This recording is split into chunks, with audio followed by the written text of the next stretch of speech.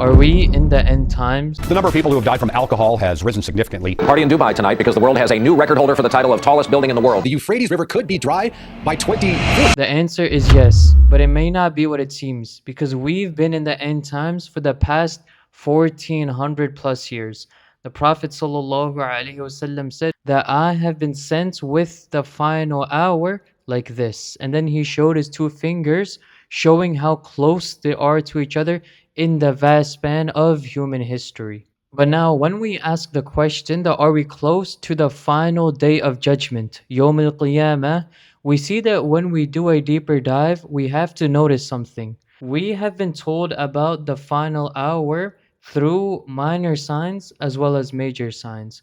Now, a lot of the minor signs we may know as well, and a lot of them have become famous, and many of them have already passed as well. The minor signs include what I mentioned prior, the birth of the Prophet ﷺ, as well as his passing away. That is when the fitna would start.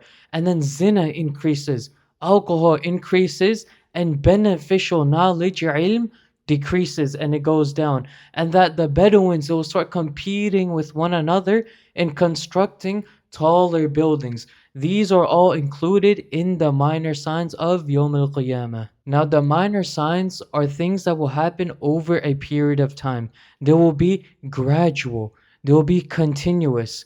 Like the loss of knowledge. It won't leave all at once, right? Knowledge will leave when those with the ilm pass away. Now on the other hand, we have the major signs of the Day of Judgment. And unlike the minor signs, these major signs will be single time events, great calamities and catastrophes that bring upon great destruction. And these will begin with the coming of the Dajjal, who will bring upon great destruction. Other major signs include the coming of ʿīsā عليه السلام, him coming down. Then we have Ya'juj and Ma'juj, they're coming. All of these are major signs, and there's more as well up until the final hour, up until the last hour and the Day of Judgment. Now at the moment, we're living through many of the different minor signs of the Day of Judgment. But the question is not when is Yawm al-Qiyamah. The question is not are we living in the end times. This is not the question that we should be asking ourselves. The question is are we prepared for it when it comes? Just like our deaths. Because for sure we have 100% certainty that the final day will come. Just like our death. So what have we prepared for it? Have we increased ourselves in our salah? Have we started to read more of the Qur'an? Because this is a reality that will come. And when we're focusing on the when, we're losing out on the bigger picture. We're focusing on when is it going to come. And we're living in fear of it. But are we actually doing anything about it? Has it increased ourselves in our iman? Are we seeking out those gatherings of knowledge so that we're able to gain an ilm? So that we can protect ourselves when this time comes. Now there is a narration related to this that I wanted to speak on. It is narrated of Al-Fudayl ibn Iyad rahimahullah that he met a man who was very, very old. He was his senior, and he asks this man, how old are you? And he replies that I am 60 years of age.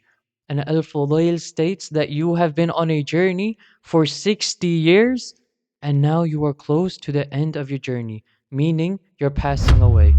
And the man states, Inna lillahi wa inna ilayhi raji'un. And Al-Fudayl responds with, that do you understand the true meaning of this? And he states that what you are saying is that you are a slave of Allah and that you will truly meet Allah subhanahu wa ta'ala. And so whoever knows that he is a slave of Allah, then know that one day he will pass away and he will have to meet Allah and that he will be questioned. So let him prepare the answers for his questions today. And the man responded with, so then what is the solution to this? And Al-Fudayl, he responds with something beautiful. He says that whatever has gone by has already gone by. But in the time that you have left, use it in order to do good in hopes that whatever came before may be wiped away. And so the question that we should be asking ourselves is not, are we living in the end times? It's not, are we near the final hour? Nor is it, when will the final hour come? We can think about these questions, but we should not be focused on them. We're losing out on the bigger picture. We're asking about the when we're not even ready or prepared for that when. For if the final hour was to come tomorrow, would we be ready for it? Have we started preparing for it? Because we know that it will definitely come. We have no doubt about this. But are we ready for it? What have we sent forward for it? And this is exactly what the Prophet ﷺ asked that Sahabi who asked him this question, Mata sa'a? That when is the final hour? And the Prophet ﷺ did not respond to him by giving him a time frame, nor did he tell him the minor or major signs, because it doesn't matter. What he tells him is, what have you prepared for it? And I end off with the end of this hadith. The man, the Sahabi, he responds with, I don't have much salah, nor do I have much siyam, nor do I have many fasts, nor do I have much zakat, nor have I given out much money.